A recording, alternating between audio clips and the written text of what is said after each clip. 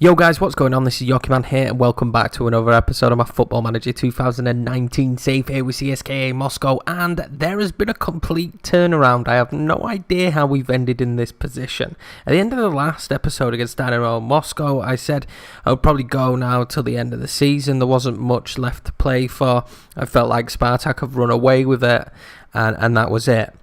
Now, that is all changed, completely changed. We can near enough, in my opinion, win the title today if we beat Spartak Moscow. Spartak have dropped points. We've been on ridiculous form in a time, really, where we had a lot of big players out injured. I mean, Sigurdsson was out injured. Falk was out injured. Sigurdsson got out injured straight after Falk. Chalov's been injured. This could potentially be his first game back, but he's been out injured. We've had so many issues with injuries at the worst time in my head, but we have continued to be consistent and play well, and we are now in a position where in Season 1 here with CSKA Moscow, we might actually win the league. Now, the board have set the initial budget, so I'll show you what's going on with that. And there's been one piece of business as well, which we'll have a look at and go through and see what we make of it. He's a player who I think has been described as the Iranian Messi, so I just thought, why not go in and sign him? You know, I say that I'm not massively happy with Adel Hernandez, but he's just scored 7 goals in 6 appearances and won Player of the Month, so there's going to be some striker issues maybe next season, but we need 4 decent strikers, so it's not the end of the world. As you can see, guys, here he is, Sardar Azmoun. Now, I know he was wanted by a Premiership team in the most recent window. I can't remember who it was, but I'm pretty sure he was highly touted. He is described as the Iranian Messi. Now, he's not ridiculously good, but I think for this level, he'll be more than good enough. He may end up being a complete and absolute flop. We have no idea. But I think at this level he should be good enough, and especially partnering somebody else up front. We'll see what we can get out of him. I thought the story of him being the Iranian Messi was good. The fact that he's already a Russian team in Rubin Kazan, it weakens their position. Let's just see what we get out of him. He's not had a great season. 4 goals, 1 assist. Not really been performing fantastically, but I don't know, I like the idea of having the Iranian Messi, so we went and got him. While we're on the matter, this is the transfer budget for next season. 12.13 million. It's not a bad budget with 77.72k. It's not a bad budget. We're going to have to wheel and deal. We're going to have to make some mindful decisions when it comes to the players we're looking at. Again, I'm going to heavily focus on looking at Russian players. I will add foreign players if necessary, and you know, if they warrant to be added. With me, more than anything, if a foreign player is coming into the team, it helps if they're replacing a foreign player that's already playing in the team. Now, I already have my kind of 6 players that are gonna be consistently in the team that are Russian, so we don't have to focus too much on making sure that we bring in Russian players, but I would like to back up the squad with some more Russian players if at all possible, because the youth intake wasn't great for us. Maybe other Russian teams had better youth intakes and we can go and pick out from that. We'll just kind of see what happens. But it's not a bad budget for us, I don't think, at this level, to try and do something and progress forward. So, after the last episode where we devastatingly gave away a 3-1 lead on aggregate to Dynamo Moscow, and they beat us 2-0 and went through on away goals to the Russian Cup final, we've been on a tear. We beat Rubin Kazan 2-0, Adel Hernandez with 2 goals. We built Krasnodar 4-1, Adel Hernandez, Vitali, Lisana and Dai, and Yaka Bolj. He's been playing well. Bolji, you know, I'm never Yaka, nice guy. He's been playing really well.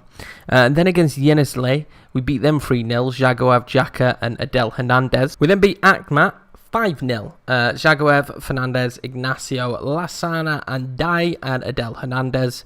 We then beat UFA 1-0, Adel Hernandez really late on getting the goal, and the entire time I was watching Spartak, because they was drawing 0-0, I think with Rubin potentially, but I had an eye on them the entire time. We then beat Sovetov 3-0, Yaka, Alan Zhagoev and Adel Hernandez. We kind of left the last 2 goals later on, but we were in pretty much control the entire game. So that brings us up to the Spartak Moscow game today, which is, in my head, we beat Spartak Moscow.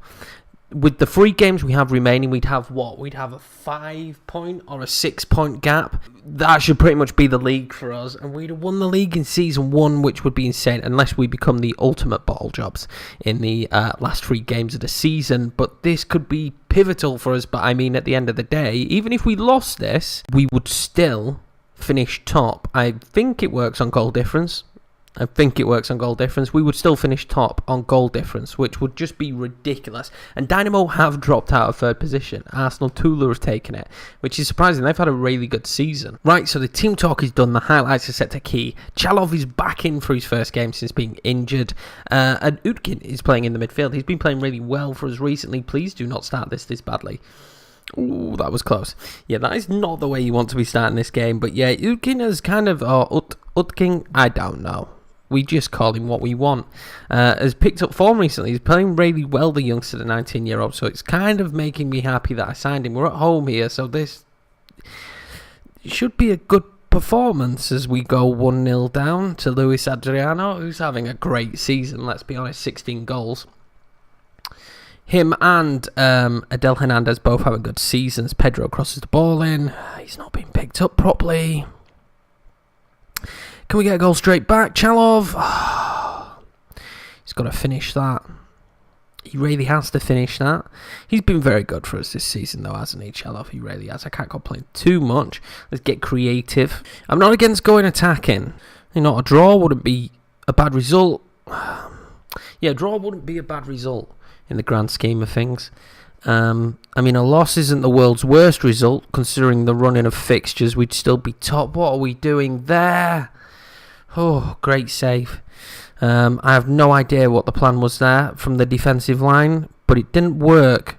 Adriano's no spring chicken either, so, I mean, a little bit more concentration, guys, would be nice. Let's demand more. I am inclined to go attacking because they're not going to catch our goal difference, so still if we win the rest of our games, we should still win the league. It appears it goes on goal difference.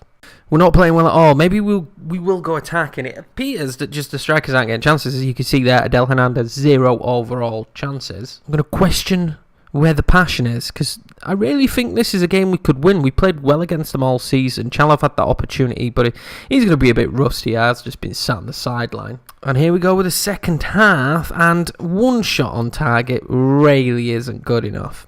Vlasic here, though. I thought he was going to score there. I mean, this still keeps us top, but if we could nick a goal, I would take one. No, Fernando with a free kick. Akinfeev saves it. Nice. Fernandez, can we break away? I'm going to change some stuff up. Here. We are instantly going to go attacking. We're going to bring Ignacio on as left back.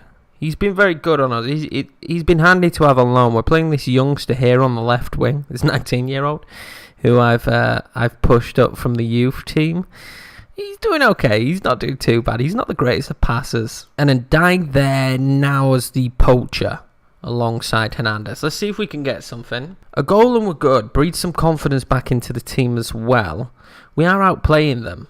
Vlasic's going to win that. It's poor though, isn't it? Oh, and he wins it back again off the post and off the keeper. I will take some luck.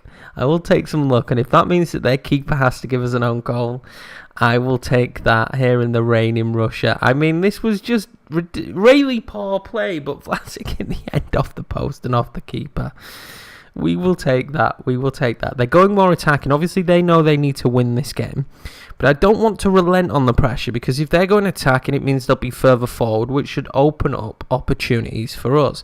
I think the mindset of when you, say we get that goal back there, is instantly to go defensive. And then I think that just brings on the attack. I don't think that's good for us. So if we can go a little bit more attacking as well, we should stand us in good stead. I really will take a draw here. There we go. This is a very, very good draw. I mean, and I really will take that goal. We deserve a slice of luck. We really do deserve a slice of luck. What a comeback. Great effort. Let's keep spirits high running into the last 3 games, because we still definitely need to win the last 3 games. We really do. So we're top of the league. 3 points clear. 3 games to go. We played Krasnodar, who are down here, Angers, who are down here. I can't remember who the other team is. Ural, who are 16th. So, I mean, we have a pretty solid run in. If we beat Krasnodar and Ural, I think that's it. I think we've won the league. They can't match our goal difference. There's no way they can match our goal difference. So we win the next 2 games, and we will be champions. So I am going to come back for the Angers game, because I feel like it's wrong not to come back as champions. It doesn't make sense. We might as well do a live com as champions and kind of brief over the end of the season and what we're going to do. But this was a huge step today. This would be my first time season 1 with a team that's not predicted to finish top. We were predicted 5th. When we started to save up after the transfer window, we were predicted 4th, and we are top. This is insane. Is there a split? There's not a split in Russia, is there? As I've checked here, it doesn't appear that there's a split. Usually it tells you. So, yeah, there is a qualification playoff situation for Europe or whatever, but it doesn't seem to say here that there's a split, which is nice. And the top 2 teams go straight into the group stage. So that's cool. We'll go straight into the group stage. And I like the fact it is games between each other first, but because we beat them and then just drew with them, we will be top of the pile no matter what now. If we have the same points, we will win the league. Because if I remember correctly, we did beat them in the league, didn't we? Where was the Spartak game? We beat them 4-0. So we beat them in the league and drawn with them. So no matter what, if we're neck and neck on points now, we will win the league. This is crazy. And there's no split, which is nice, because I was surprised that there'd be a split this late on in the year. But there's no split. So, I mean, there's a realistic chance here that we will win the league. I know there's still 3 games, and ultimately we could bottle this, but there is still the opportunity, well, for us to bottle it, but I think we might actually win the league, lads. Anyway, boys, thanks a lot for watching this episode. Feel free to smash that thumbs up button. If you're new around here, hit subscribe, and I'm mad excited now about a Season 1 title win.